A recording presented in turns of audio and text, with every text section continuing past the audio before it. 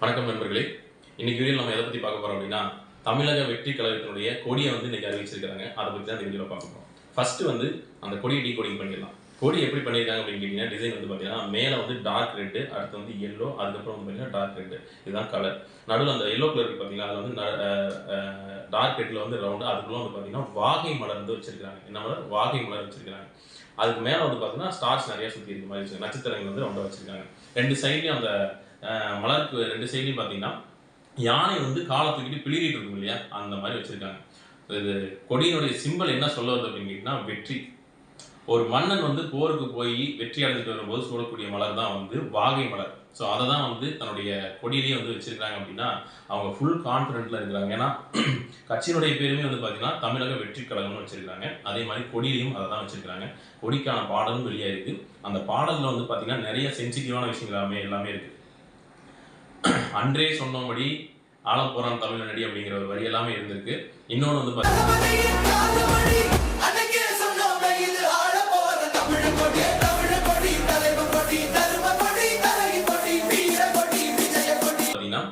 நம்ம தமிழர்கள் வந்து வெள்ளை வேட்டி இலை சட்டையில யானை மேலே ஏறி போர் பண்ற மாதிரியான காட்சியெல்லாம் வந்து அந்த பாடல் வருது.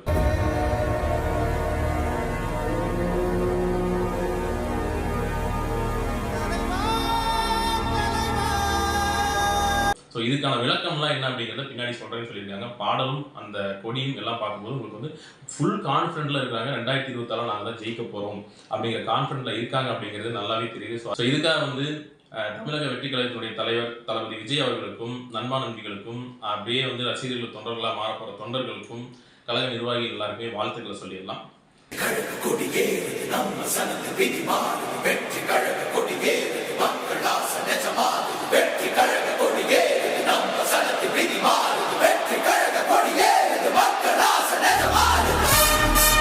வந்து 2026 எப்படி இருக்க போகுது அப்படிங்கிறது வந்து மிகப்பெரிய கேள்விக்குறியாக தான் இருக்குது தமிழக அரசியல் பொறுத்த வரைக்கும். ஏன் அப்படின்னு கேட்டீங்கன்னா, இதுக்கு முன்னாடி வந்து பார்த்தீங்கன்னா தமிழக அரசியல் வந்து ரொம்ப குறைவான நடிகர்கள் தான் வந்து உள்ள கொண்டு வந்திருக்கு. அதில் வெற்றி பெற்ற ஒரே ஆள் அப்படின்னு பார்த்தீங்கன்னா எம்ஜிஆர் அவர்கள் மட்டும்தான்.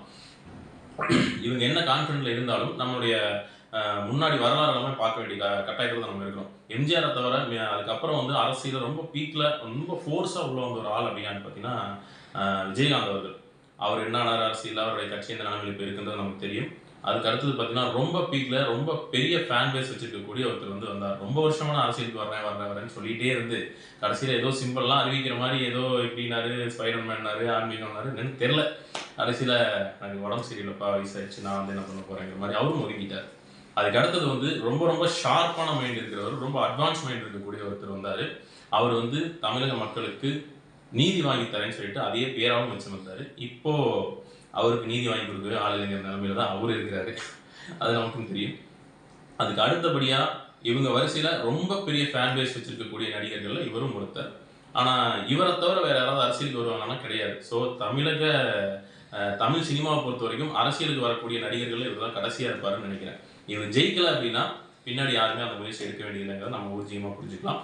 ஆனால் இவர் ஜெயிப்பாரா அப்படிங்கிறதும் கேள்விக்குறி தான். ஏன்னா ஆனானப்பட்ட எம்ஜிஆரே வந்து விஜயகாந்த் அவர்களே வந்து தூக்கி சாப்பிட்ட தமிழ்நாடு அரசியல். ஸோ இவர் என்ன பண்ண போகுதுன்னு தெரியல. ஆனால் இவங்க வந்து முழுக்க கான்ஃபிடென்ட்டாக இறங்கியிருக்காங்க, நல்லா தெளிவாகவே தெரியுது. பட்